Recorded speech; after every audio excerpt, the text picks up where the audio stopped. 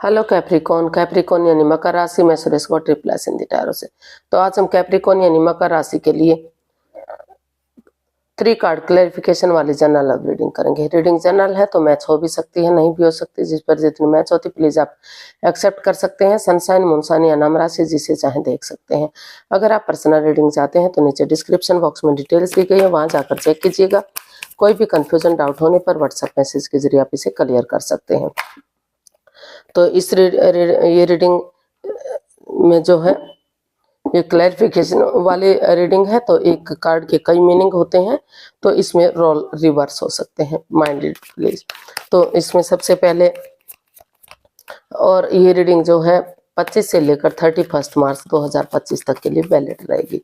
तो इसमें सबसे पहले हम देखेंगे कैप्रिकॉन जो आपके पर्सन है उनकी आपके प्रति फीलिंग्स क्या है, वो क्या महसूस करते हैं, क्या सोचते हैं।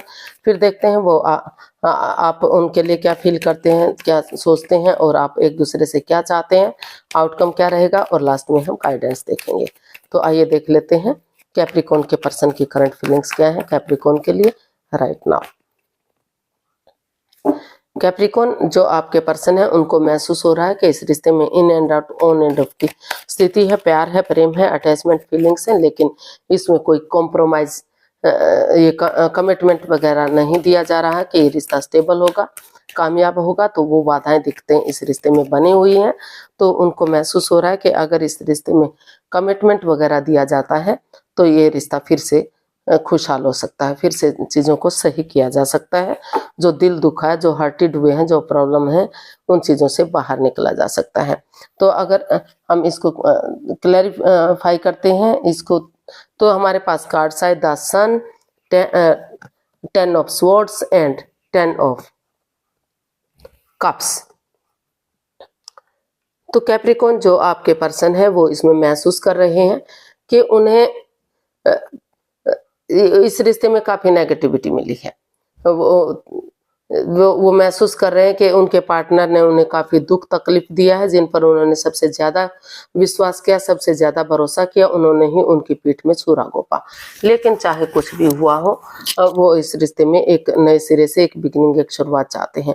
इसलिए उनको महसूस हो रहा है, वो सोच रहे हैं कि अगर वो थोड़ा सा समय, वक्त इस रिश्ते में वापस आने से पहले अगर अपने परिवार के साथ, अपनी फैमिली के साथ छुट्टियां लेकर, वेकेशंस लेकर हिल स्टेशन पर जाते हैं, या सत्संग कीर्तन में जाते हैं, पार्टीज में जाते हैं, धार्मिक स्थल पर जाते हैं जहाँ उन्हें अच्छी वाइब्स आ सके, उनकी फिर से नेगेटिविटी से खत्म हो सके, पॉजिटिविटी आ सके, ताकि धीरे धीरे करके जो रिश्ते में बाधाएं, रुकावटें, दिक्कतें हैं, वो नए सिरे से एक बिगनिंग, एक शुरुआत कर सकें।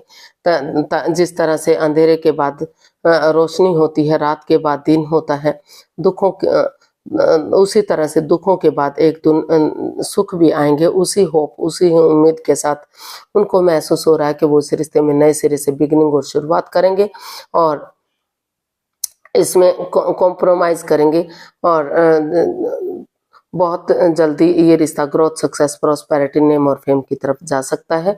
फिर से सूरज की तरह रिश्ता चमक सकता है। और बहुत जल्दी जो शादीशुदा है वो ये भी चाहते हैं कि उनके घर आंगन में बच्चे की किलकारियां गूंजे, सब तरह से खुशियां इस रिश्ते में आए। तो ऐसा भी वो फील कर रहे हैं कि अगर वो इस नेगेटिविटी को खत्म करते हुए फिर से इस रिश्ते में आगे बढ़ते हैं, एक बिगिनिंग शुरुआत करते हैं, तो धीरे धीरे करके उस अंधकार का नाश होगा, यानी कि वो अंधकार खत्म होगा, रोशनी होगी, और फिर से ये रिश्ता ग्रोथ की तरफ, सक्सेस की तरफ बढ़ेगा। तो ऐसा उनको फील हो रहा है, ऐसा वो महसूस कर रहे हैं। अब देख लेते हैं कैप्रिकॉन आप अपने पर्सन के लिए क्या महसूस कर रहे हैं, आपके फीलिंग्स क्या है अपने पर्सन के लिए।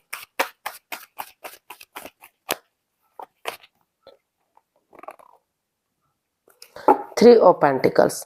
तो आप इसमें परिवारजनों का या फैमिली का सपोर्ट लेना चाहते हैं। आपको लग रहा है कि अगर आप इसमें टीम एनर्जी डालेंगे, टीम एफर्ट लगाएंगे, तो धीरे धीरे करके टीम वर्क अगर इसमें करेंगे तो फिर से ये रिश्ता एक फैमिली, एक परिवार बन सकता है। फिर से इस रिश्ते में खुशियां वापस आ सकती हैं और चीज़ों को सही किया जा सकता है। इसको अगर हम क्लैरिफाई करते हैं तो हमारे पास कार्ड्स आए judgment, 8 of wands and wheel of fortune. तो आप महसूस कर रहे हैं कि इस रिश्ते में या तो आपको टूर ट्रैवल करना चाहिए या आपके पार्टनर को टूर ट्रैवल करना चाहिए। कि किसी को भी एक दूसरे के साथ अगर विजिट करते हैं, टूर ट्रैवल करते हैं और डिसीजन एक दूसरे के प्रति क्लियरिटी लाते हैं, क्लियर कट कम्युनिकेशन करते हैं, तो बहुत जल्दी एक दूसरे को माफ़ करते हुए, एक दूसरे से माफ़ी मांगते हुए अगर एक दूसरे को गले से लगाते हैं, पास्ट वाली बातों को बुलाते हुए प्रेजेंट और फ्यूचर के बारे में सोचते हैं, गड़े मुर्दे नहीं उखाड़ते, एक दूसरे को जज करने नहीं बैठते, तो लक उनके साथ है, भाग्य उनके साथ है, उसको यूटिलाइज कर लेना चाहिए। क्योंकि भाग्य बार बार साथ नहीं देता, अच्छा समय बार बार नहीं मिलता। तो इसमें 10 दिन का इसमें 3 या 4 सप्ताह का या फिर 10 दिन का या 1 महीने का समय या वक्त लग सकता है चीज़ों को में बिगिनिंग शुरुआत होने का, लेकिन धीरे धीरे करके ये रिश्ता एक फैमिली, एक परिवार बन सकता है, खुशहाली इस रिश्ते में आ सकती है। तो वो टीम एनर्जी, टीम एफर्ट लगाने का इसमें सोच रहे हैं।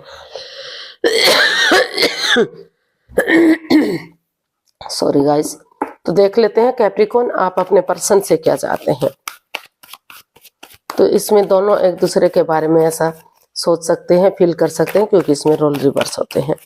तो देखते हैं आप क्या चाहते हैं अपने पर्सन से।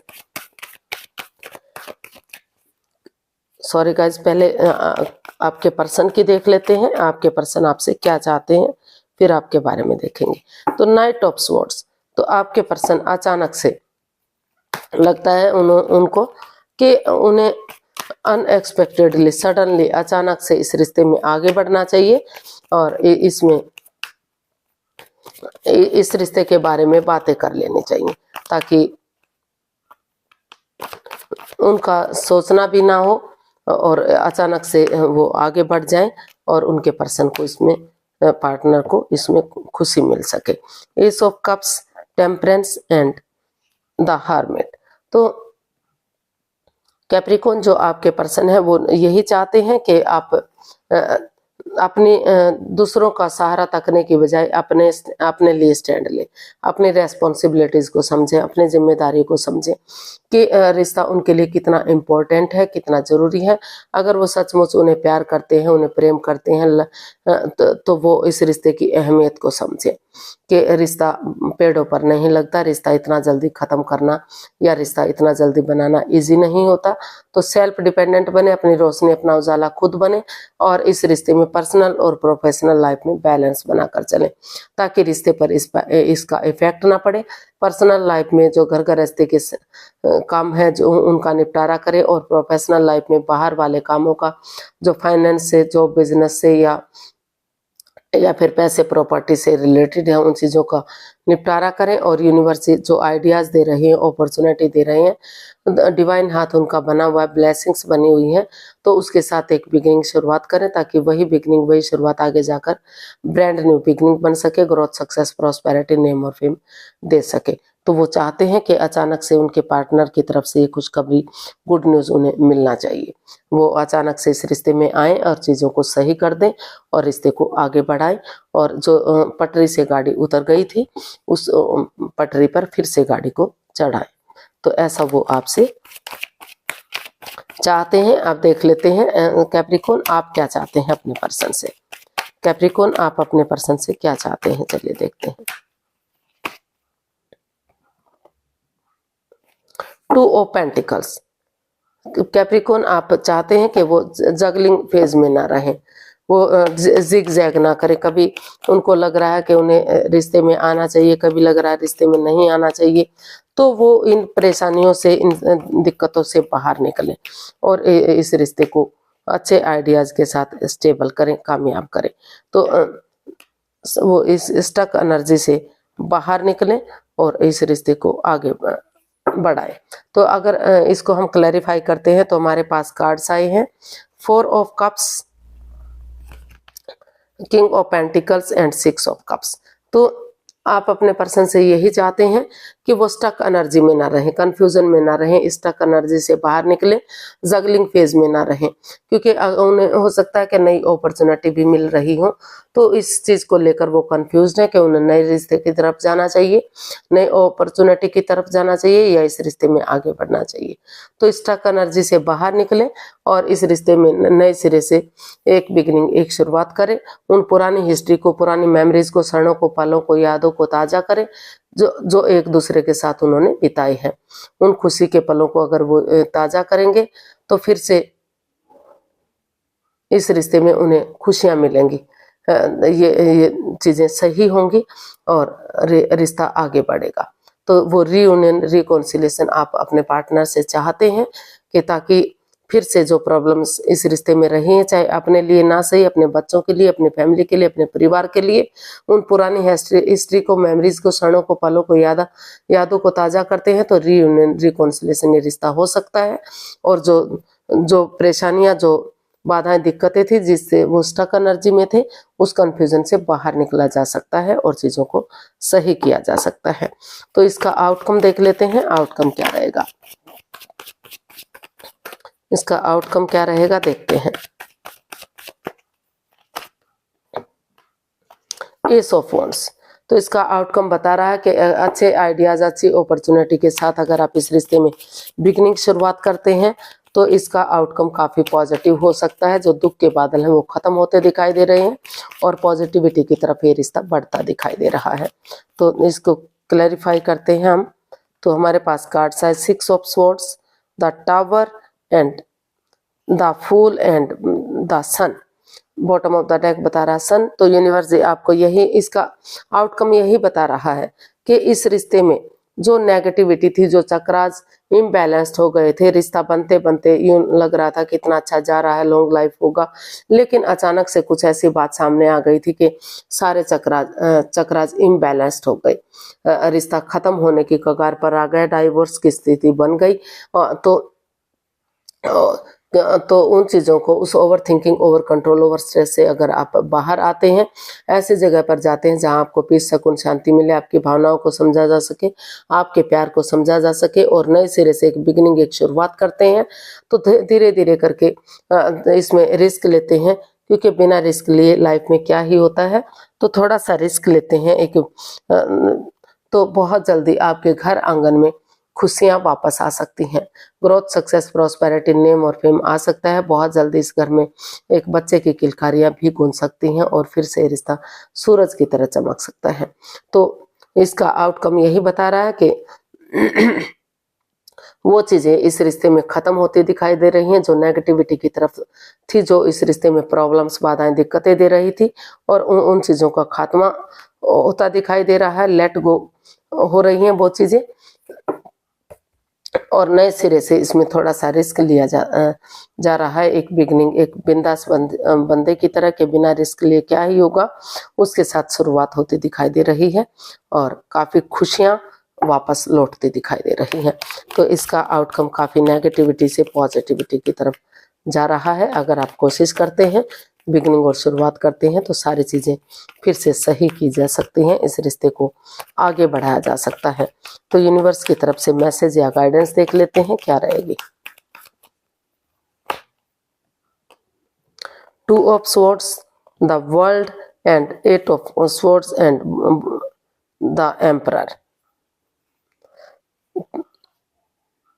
तो यूनिवर्स जी आपको मैसेज देना चाहते हैं, गाइडेंस देना चाहते हैं कि इस रिश्ते में जो भी नेगेटिविटी है, जो स्वॉर्ड्स रूपी दीवार में आप गिर चुके हैं, आंखों पर पट्टियां बंधी हुई हैं, तो इसमें कोई आपकी हेल्प या मदद करने वाला नहीं है।